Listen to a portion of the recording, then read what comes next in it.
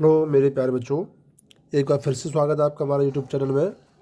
तो कल मैंने आपको पिछली वीडियो में एक्सरसाइज 5.3 का क्वेश्चन नंबर 4 तक बताया है। आज हम स्टार्ट करते हैं अपने क्वेश्चन नंबर 5 से, ठीक है ना।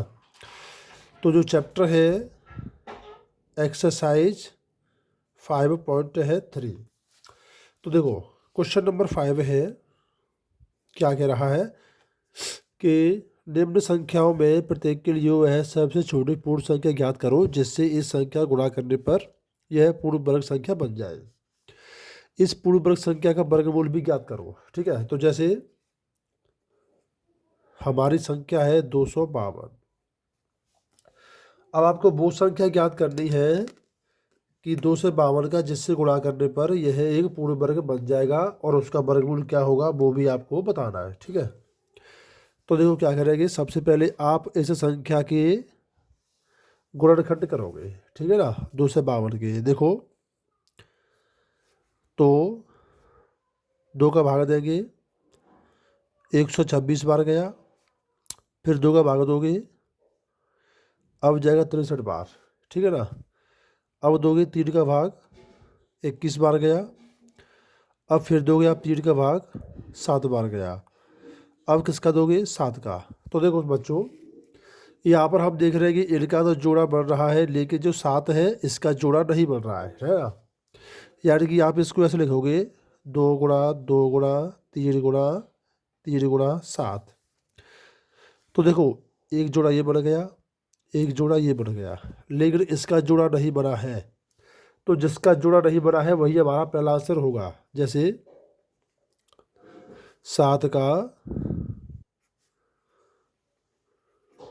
गुणा करने पर 252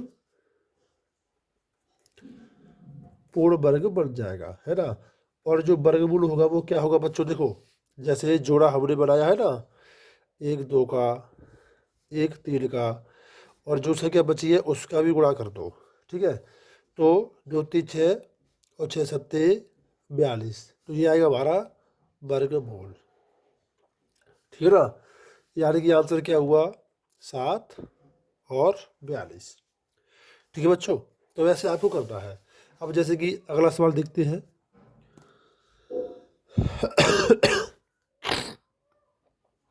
180, है ना।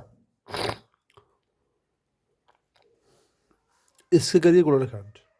जैसे 2 का भाग दे दिया, 90 बार गया, फिर 2 का दे दिया 45, 5 का 15 बार, 5 का 3 बार, 3 का 1 बार, ठीक है। तो देखो गुणनखंड इसके 2 गुणा 2 5 गुणा 3। तो देखो एक तो बढ़ गया 2 का जोड़ा, एक बढ़ गया 5 का, इसका जोड़ा नहीं है, तो ये आपका पहला आंसर है। क्या लिखोगे, 3 का गुणा करने पर 180 पूर्ण वर्ग बन जाएगा। और जो वर्गमूल होगा वो क्या होगा बच्चों, जैसे जोड़ा हमारा ये है ना, 1 2 का है, 1 5 का है, और जो संख्या बची है इसका भी गुणा कर दो। तो 2 5 10, 10 तिया 30, ये होगा आपका वर्गमूल, ठीक है। तो आपको इस प्रकार से ये सवाल करने हैं। अब देखो आगे बताता हूँ मैं।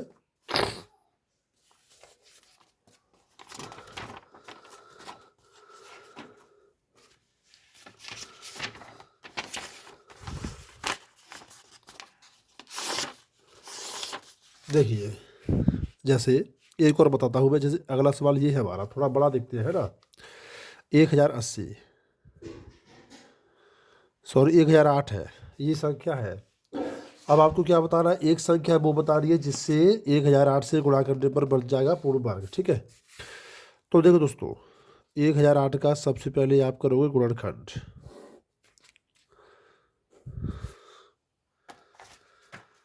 तो सबसे पहले मैंने 2 का भाग दे दिया, 2 5 10, 0 2 चौके 8, फिर 2 का भाग दे दिया, तो ये 252। अब 2 का भागा दे दिया 126, 2 का भागा दे दिया 63। ठीक है। अब 3 का 21, 3 का 7, 7 का 1। ठीक है, यानी गुणनखंड क्या है बच्चों? 2 गुणा 2 गुणा 2 गुणा 2, 3 गुणा 3 गुणा 7। एक जोड़ा बन गया। दूसरा, तीसरा इसका नहीं बना है, यह आपका पहला आंसर है। यानी कि क्या लिखोगे? जिसका जोड़ा नहीं बना है तो 7 का गुणा करने पर यह पूर्ण वर्ग बन जाएगा। और जो वर्गमूल होगा बच्चों वो क्या होगा? जैसे कि जोड़ा है इसको लिख लो, 2 का 2 का 3, ये हमारी जोड़े वाली संख्या है। और जो संख्या नहीं है जोड़ा में उसको भी लिख लेंगे।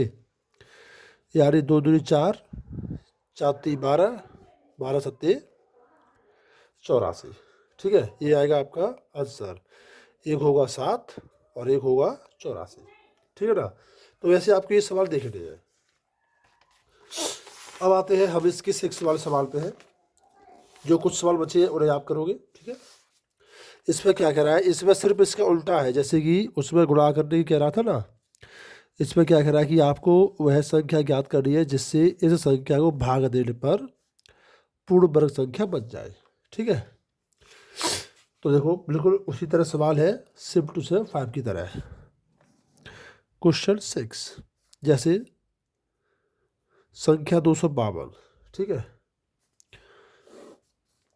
वही तरीका है। सबसे पहले इसके गुणनखंड कर दो। 126, 63, 3 का भागा दिया 21 बार, 3 का भागा दिया 7 बार, 7 का 1 बार। तो देखो वही तरीका है, जोड़ा बना दो।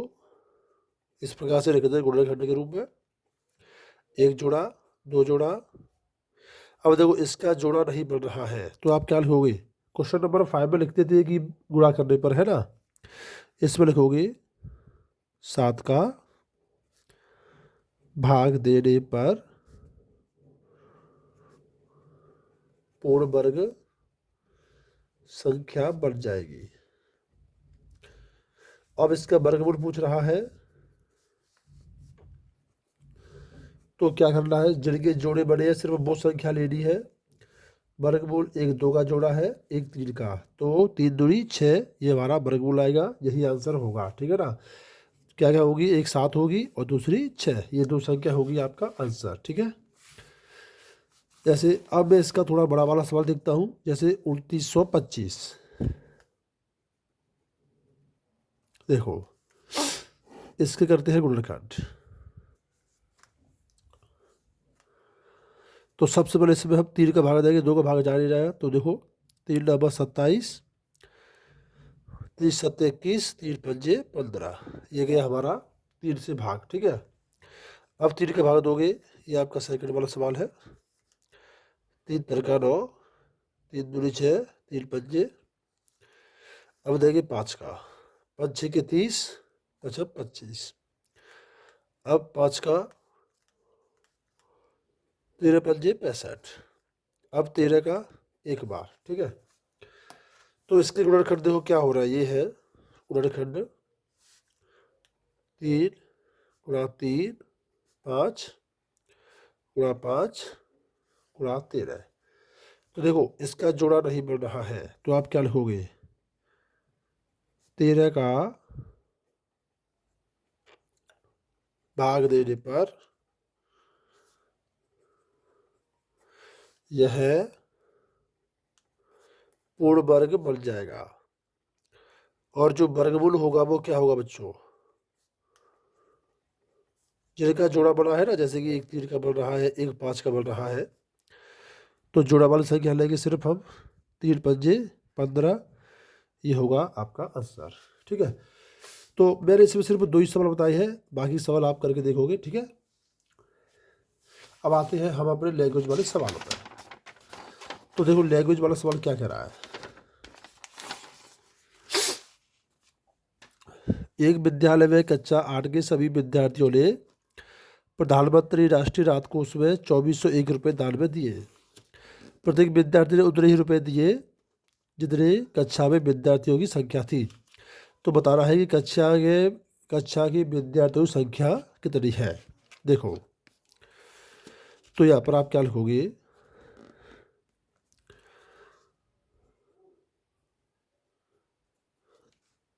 क्वेश्चन नंबर 7, कक्षा 8 के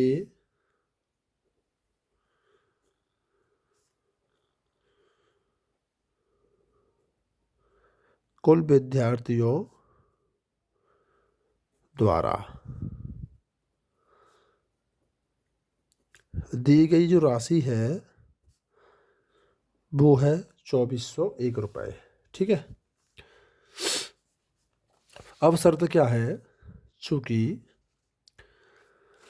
ये कह रहा है कि दिए गए 92 रुपये और कक्षा के विद्यार्थियों की संख्या समान होनी चाहिए। तो देखो,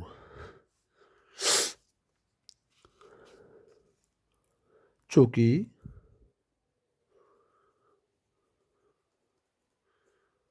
विद्यार्थियों की संख्या तथा प्रत्येक विद्यार्थी की राशि की संख्या समान है, यानी कि जितने रुपए दिए जाएंगे उतने ही विद्यार्थी होंगे। जैसे एक विद्यार्थी 10 रुपये दे रहा है तो सभी विद्यार्थियों की संख्या 10 होनी चाहिए। ठीक है ना। तो आप क्या करोगे, अतः 2401 का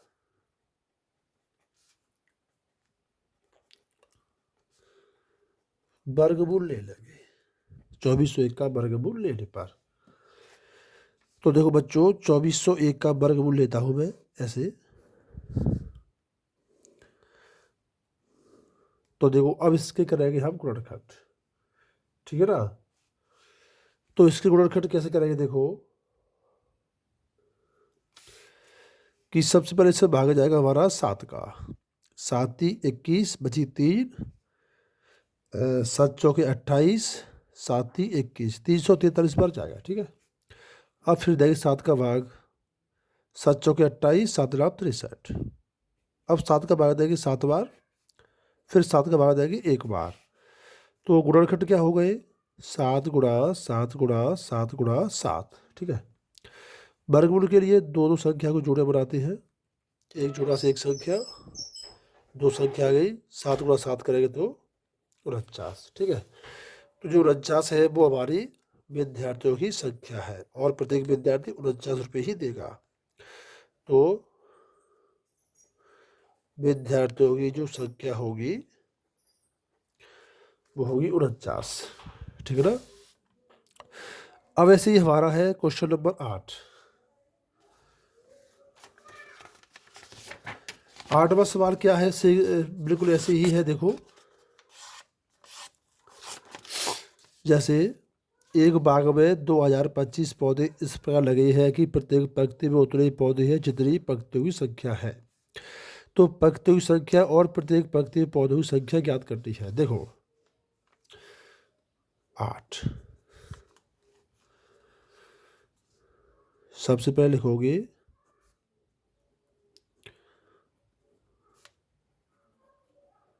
कुल पौधों की संख्या 2025। शर्त क्या है, शर्त ये है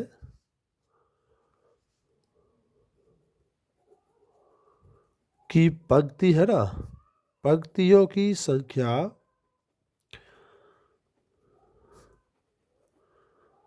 पौधों की संख्या के बराबर है। यानी कि अगर जितनी पंक्ति है उतने ही पौधे एक पंक्ति में लगेंगे, ये इसकी कंडीशन है। तो आप क्या करोगे, 2025 है, इसका वर्गमूल लेंगे। ठीक है। तो देखो बच्चों, 2025 का वर्गमूल यहाँ पर करते हैं हम गुणनखंड।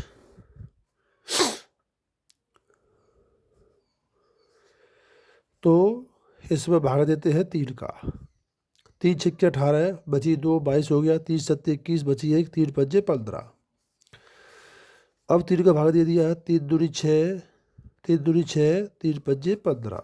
ठीक है, 3 का भाग 3 सत्ते 21, 3 पंजे 15। फिर 3 का भाग देंगे हम 25 बार। अब 5 का भाग दे दिया 5 बार, फिर 5 का भाग दे दिया 1 बार। तो गुणनखंड क्या हो गए? 3 गुणा 3 गुणा 3 गुणा 5 गुणा। अब देखो जोड़ा बन गया 1 2 3। 3 जोड़े हैं तो तीनों में से एक एक संख्या ले लेंगे। तो 3 तरह 9, 9 पंजे 45। ये आएंगे पौधों और पंक्तियों की संख्या। ठीक है, अब आते हैं अगले वाले सवाल पे। देखो सवाल है कि वह सबसे छोटी वर्ग संख्या ज्ञात करो जो 4 9 10 प्रत्येक से विभाजित हो जाए। तो देखो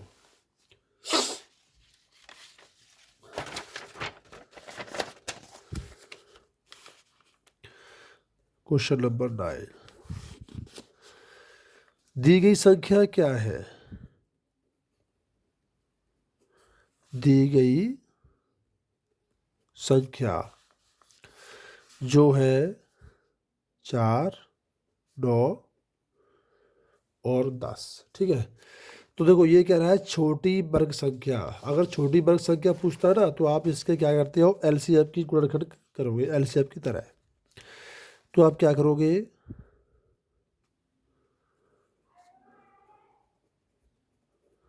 छोटी वर्ग संख्या जो 4 9 और 10 से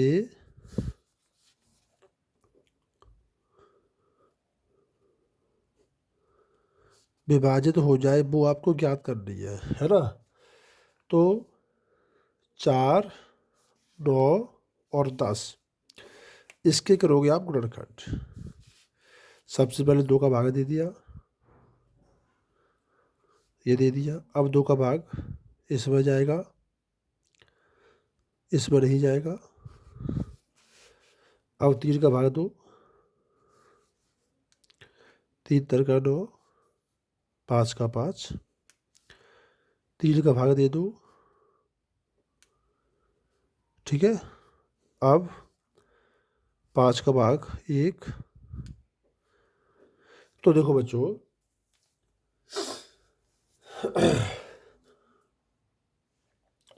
अब करना क्या है, इसके गुणनखंड है उसको एक लाइन के रूप में लिख लो। जैसे 2 गुणा 2 गुणा 3 गुणा 3 गुणा 5। ये हमने इन सभी गुणनखंडों को लिख लिया है। ठीक है, तो देखो अब जोड़ा बनाइए। 1 बन गया, इसका बन गया। अब इसका जोड़ा नहीं बन रहा है तो क्या करोगे, आप इसके जोड़ा के साथ में एक संख्या एक्स्ट्रा लिख दोगे ताकि इसका जोड़ा बन जाए। ठीक है, अब बन गया जोड़ा ऐसा। ये संख्या है जो हमने एक्स्ट्रा लिख दी है। ठीक है ना, ये हम लिख सकते हैं क्योंकि हमें छोटी से छोटी बड़ी संख्या पूछ रहा है। अब कर दो गुणा। जैसे 3 तरखा 9, 25 दूनी 50 दूनी 100। अब इसका गुणा करोगे तो आपका क्या हो जाएगा, 900। ये क्या है, यह एक पूर्ण वर्ग संख्या है जो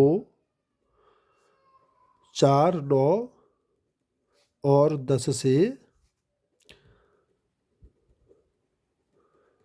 विभाजित हो जाएगी। ठीक है, तो दोस्तों ऐसे ही आपको अगला सवाल है जो हमारा 10वां, ये आपको बिल्कुल ऐसे ही करना है। ठीक है, तो इसे आप करके लाओगे और मुझे कमेंट में बताओगे।